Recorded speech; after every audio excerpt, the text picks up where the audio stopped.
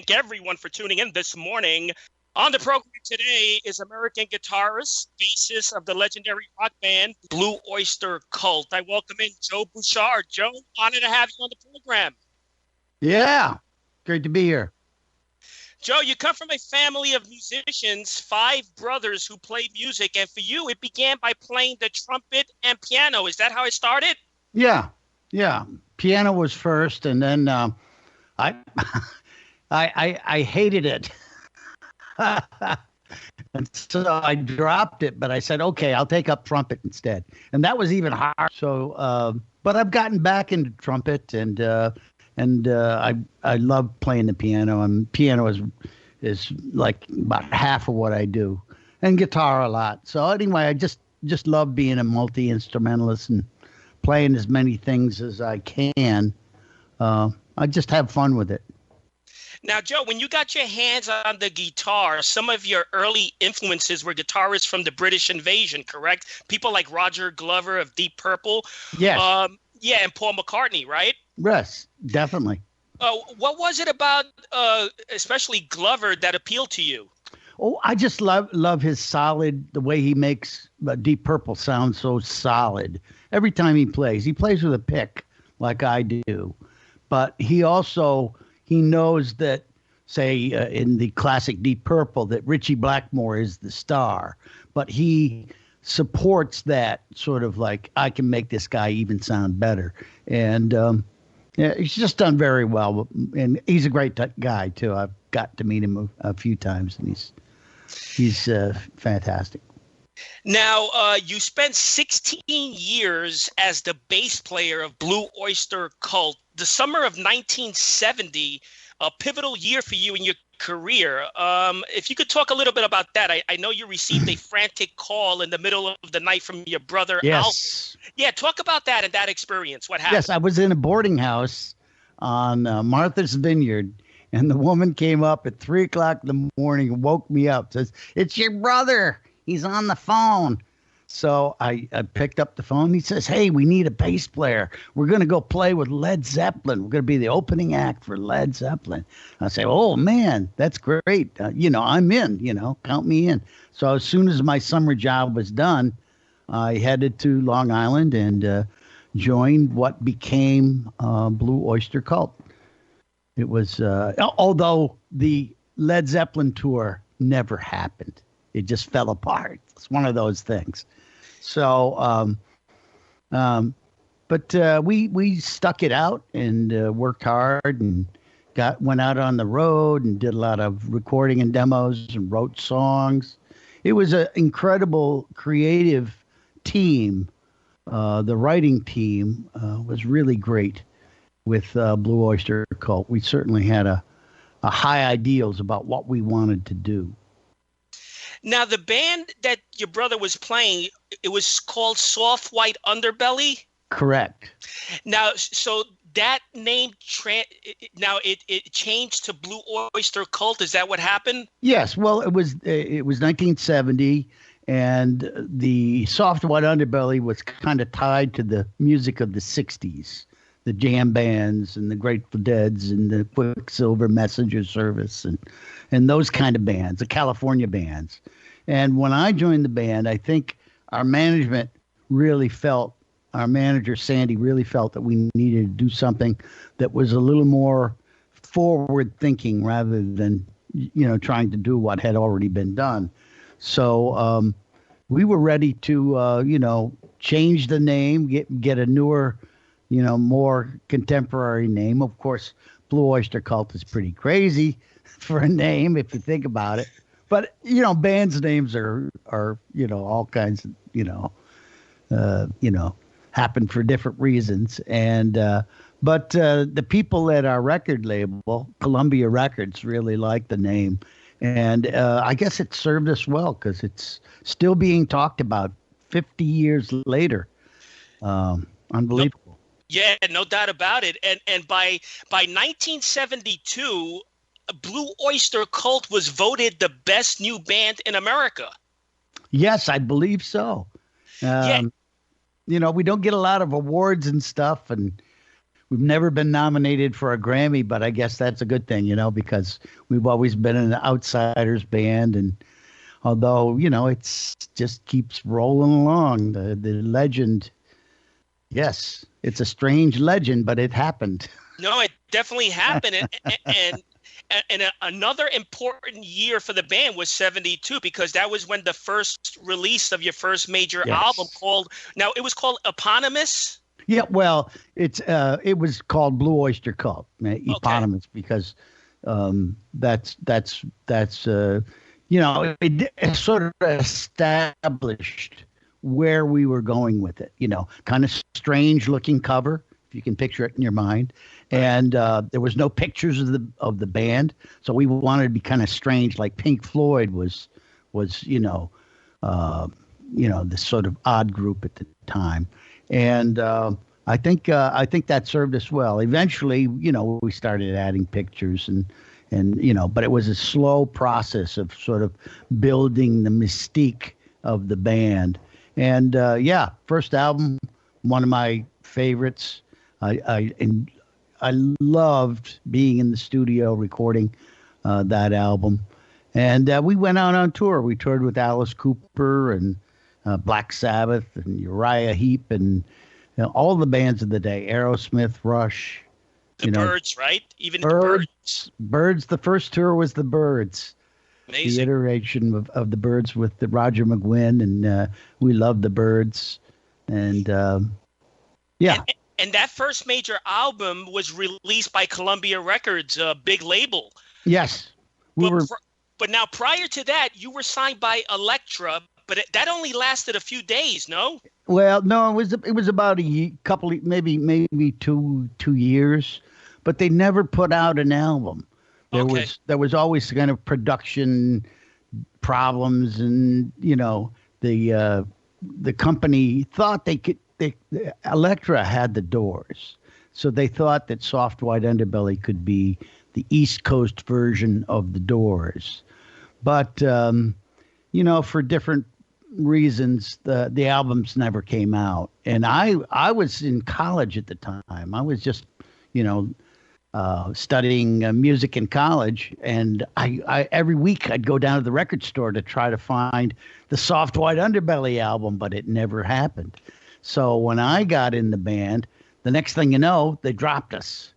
And so then it was like, well, what are we going to do, guys? Well, we're just going to go keep pushing forward.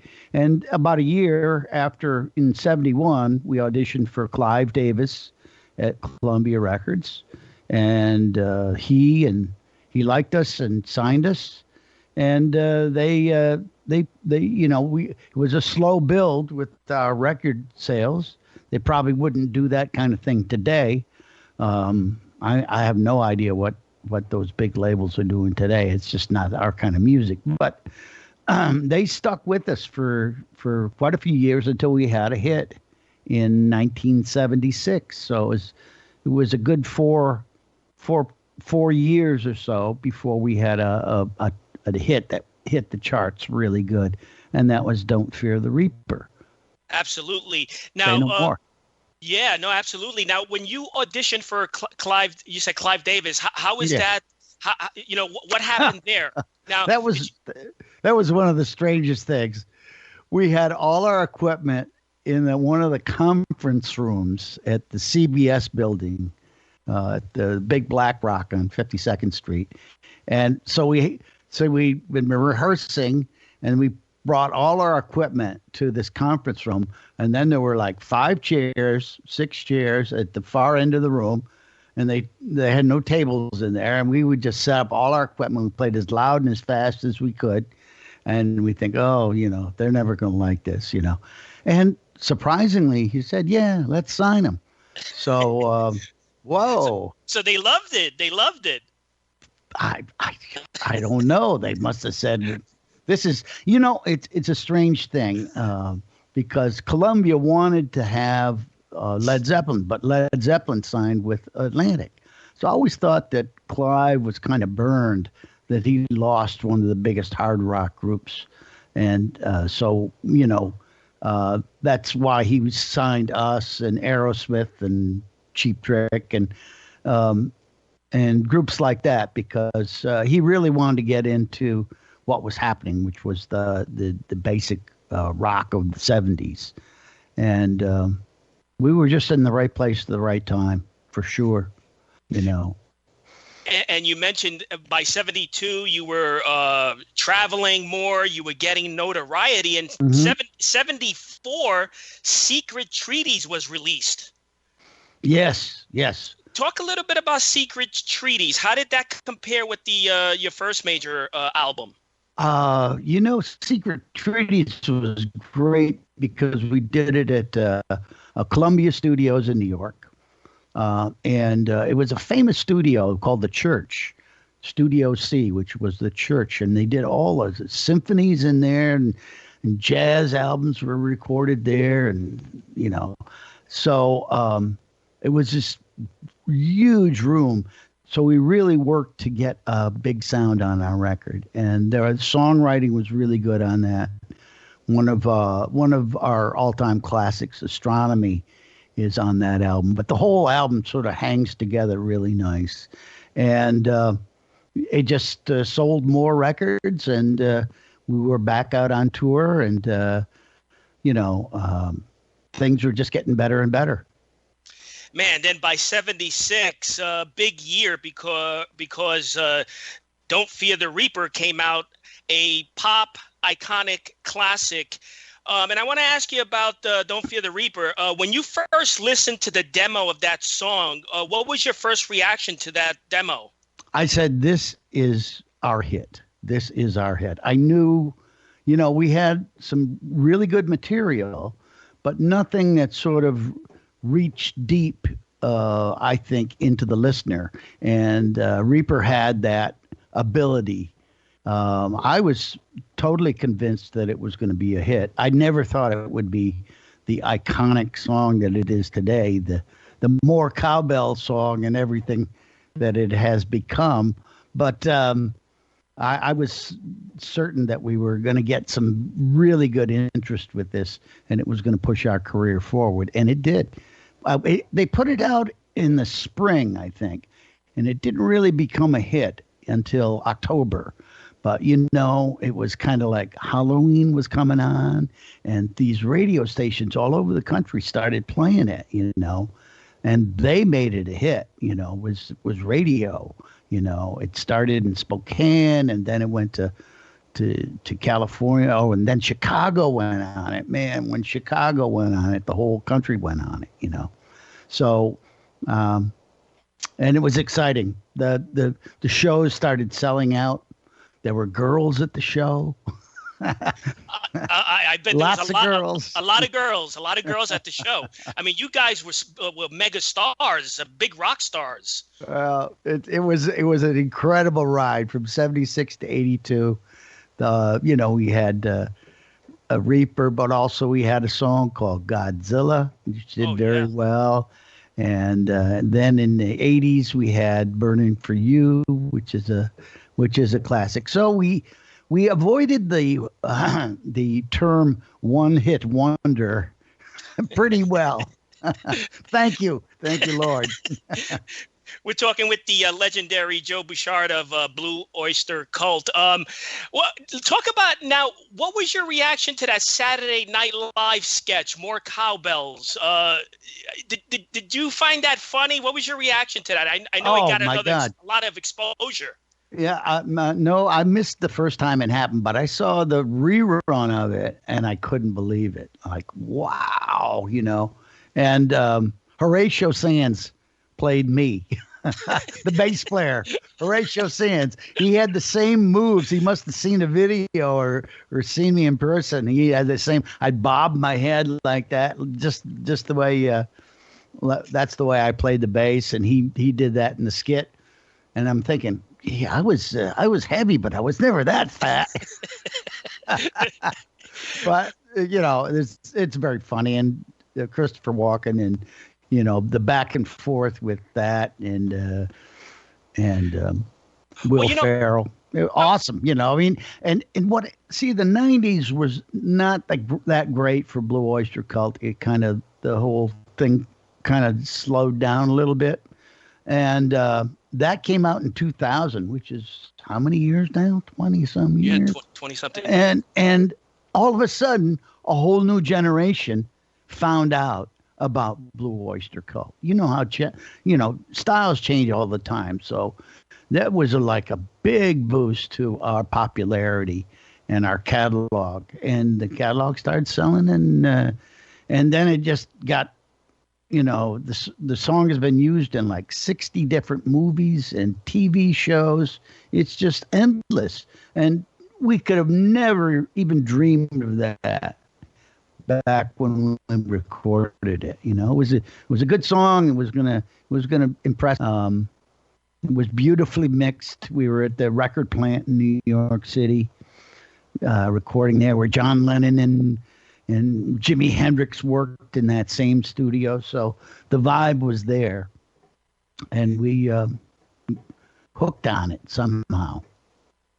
And Joe, something I noticed about Blue Oyster Cult performing on stage, there were times that you would have 5 guitarists at one time. Yes, we had to come up with something that would impress the audience. Especially when we were opening act.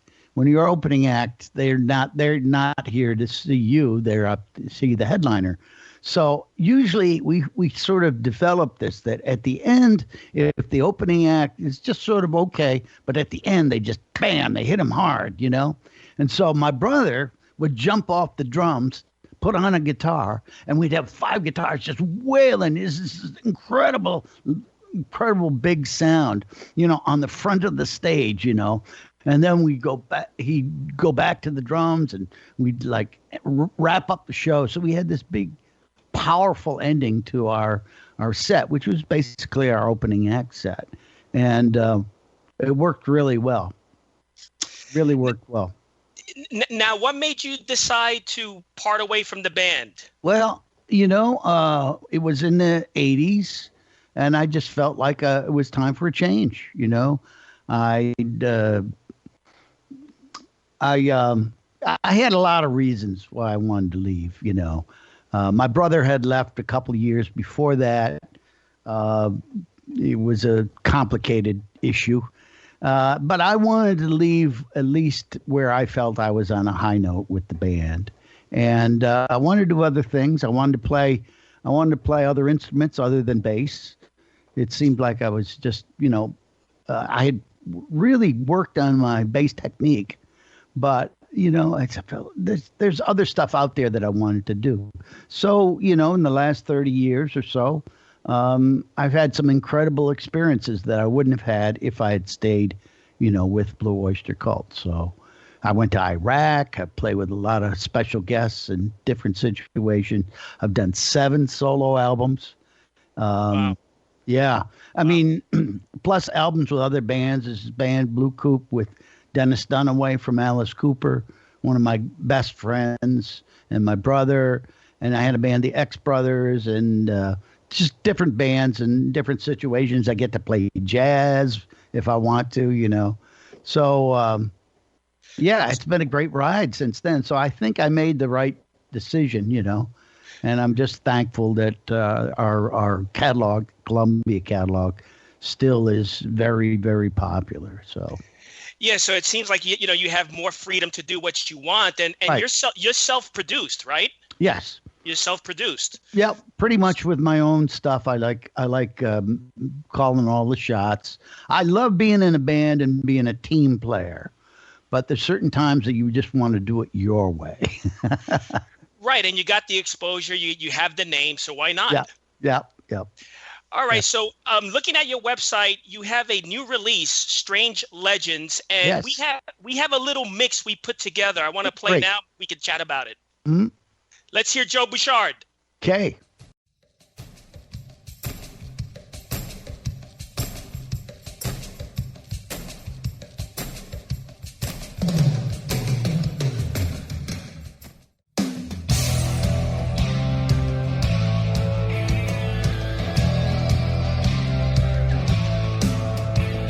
The drums at night across the river.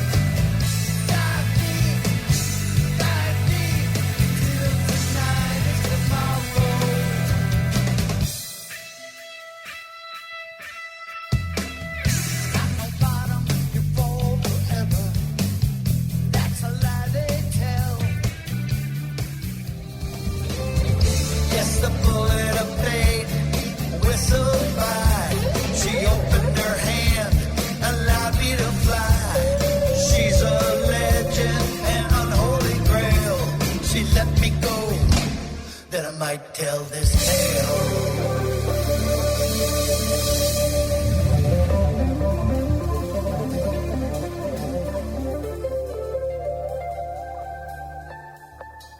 That's great stuff. Joe Bouchard, latest album, Strange Legends, distributed by Deco, ADA, and Warner's, correct? Yes, yes. How long did that take you to put together, Joe?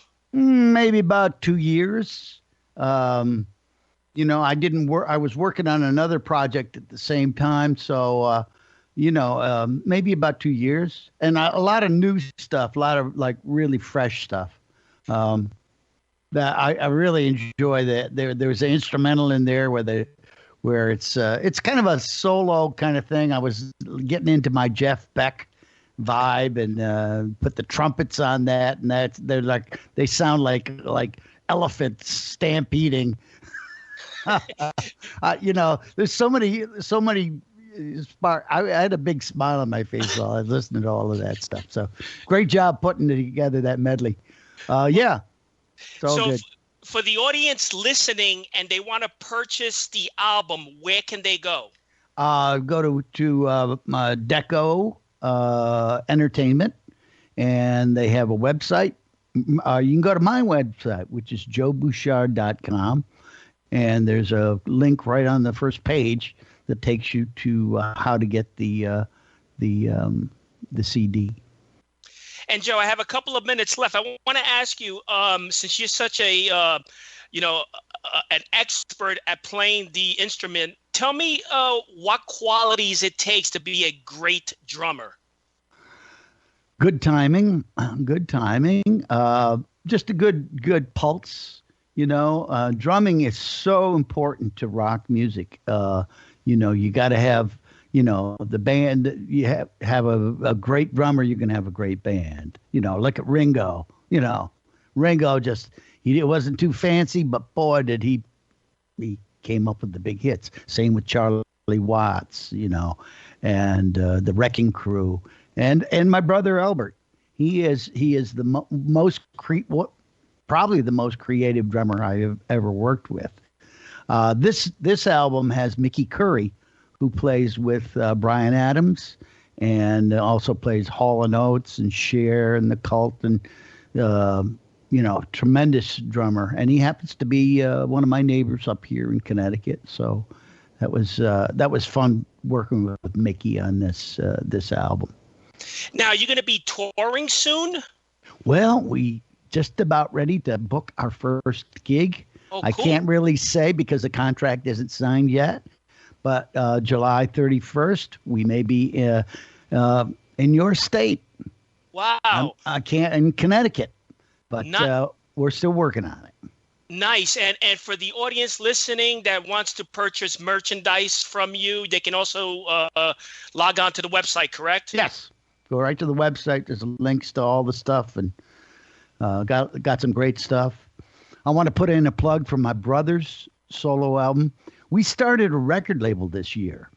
In the middle of a pandemic, my brother and I decided to found our own record label. And so it's Rock Heart Records, distributed by Deco. And he's put out his solo album, which is called Imaginos, Reimaginos. And he's working on Imaginos 2 right now, and I'm helping him with that. So, there's a lot of creative stuff happening. It feels like a new renaissance, with all the things that are going on, and I'm feeling good, and I'm dying to get out there and play in front of real people. I've been doing a lot of Zoom stuff, and but it's great to talk to you today. Yeah, no, I appreciate it. They're telling me I have 1 minute left. So the website is joebouchard.com. Final words, Joe?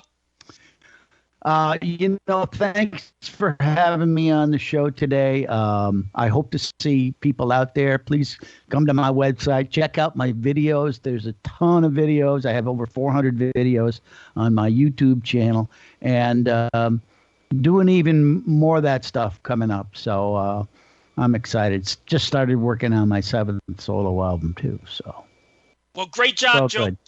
Great job. Best of luck to you. Okay. Well, thank you. And we'll speak soon. Yeah, great talking to you. Take care. Thanks. Welcome. That was the legendary Joe Bouchard. Website is joebouchard.com. Until next week, happy collecting to all. Yeah.